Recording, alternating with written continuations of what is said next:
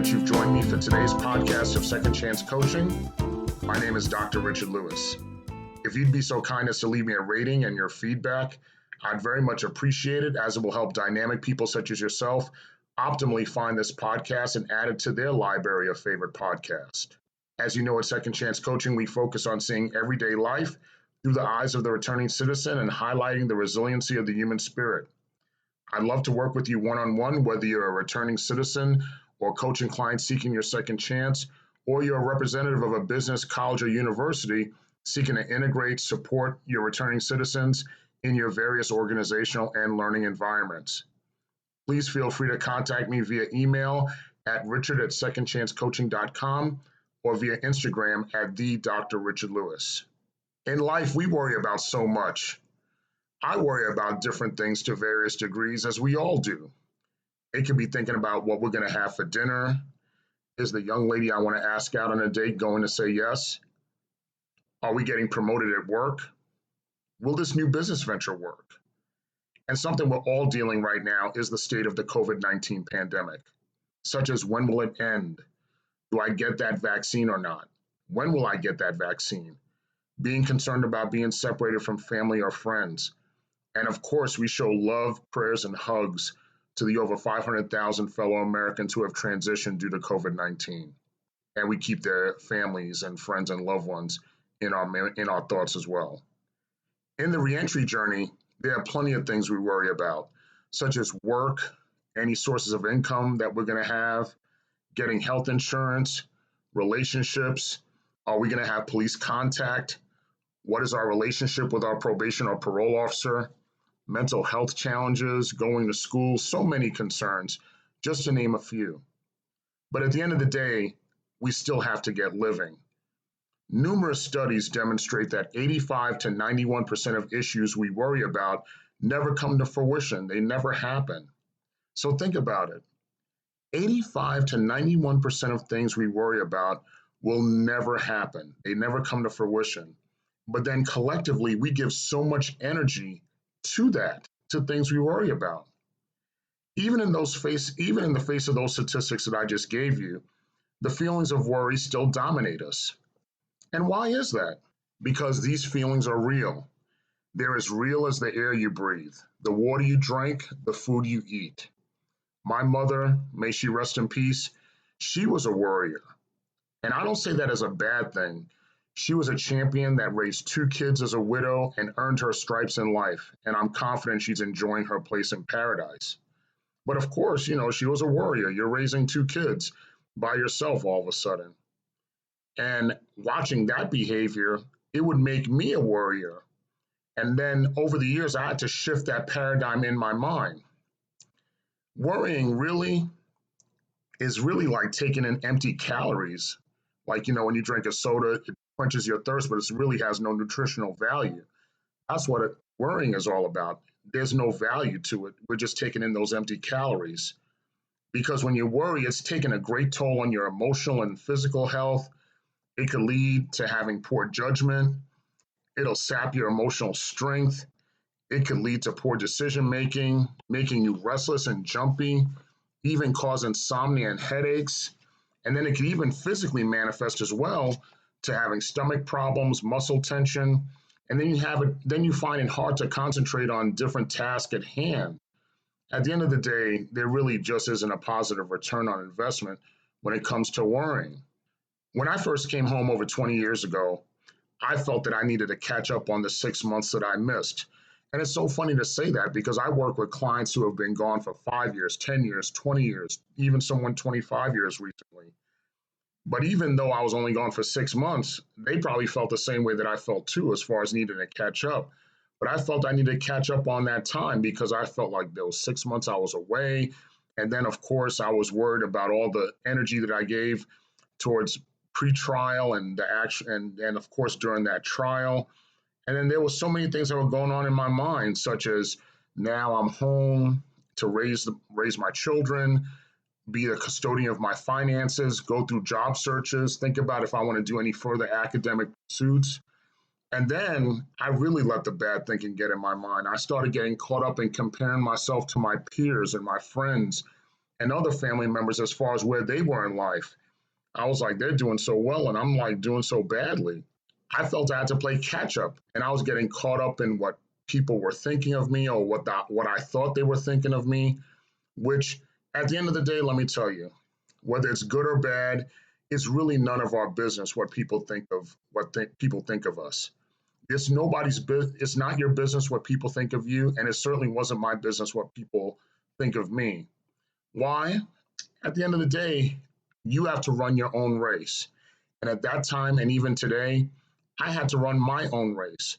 And no matter how many empty calories of worry I was intaking, I had to run my own race because my success or failure was going to be up to me. And while I was investing in what other people were thinking, it was making no sense.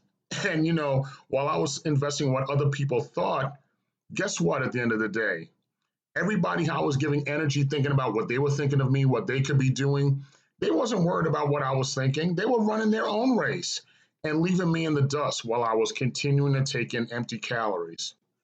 So I had to make that change. I had to decide what I was going to do. I had to decide if I was going to put that first foot, that right foot in front of the left foot and start making progressive movements.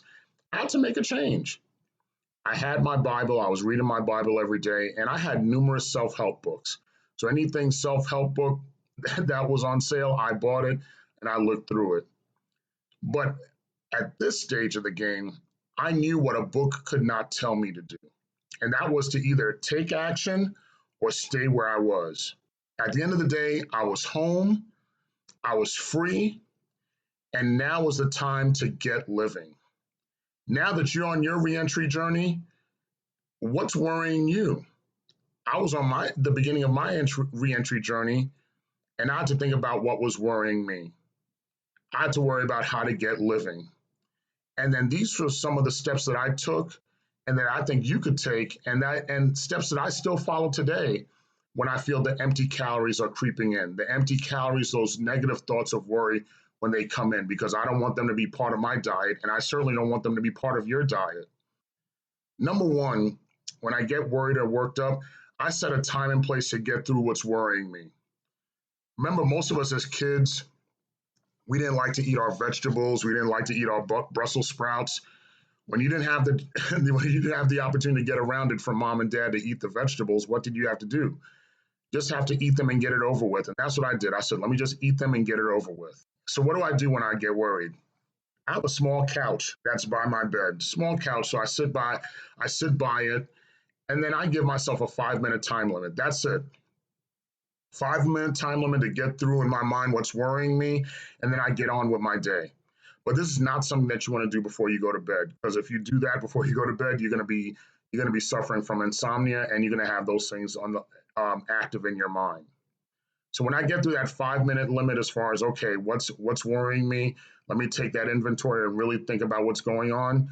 I then break out my notebook again. We've talked about that in previous seasons and previous episodes. I break out my notebook and I write down those worries. So if I write them down, I give the right to get back to it later, to look at it later. So later on, I'll review the notes and then I'll see, are these worries still relevant? Have I taken care of these during the course of the day? And then I go through the process of distinguishing what can I solve and what can't I solve. I go through that brainstorming process to decide what's in my sphere of control and then take a pulse of what's uncertain.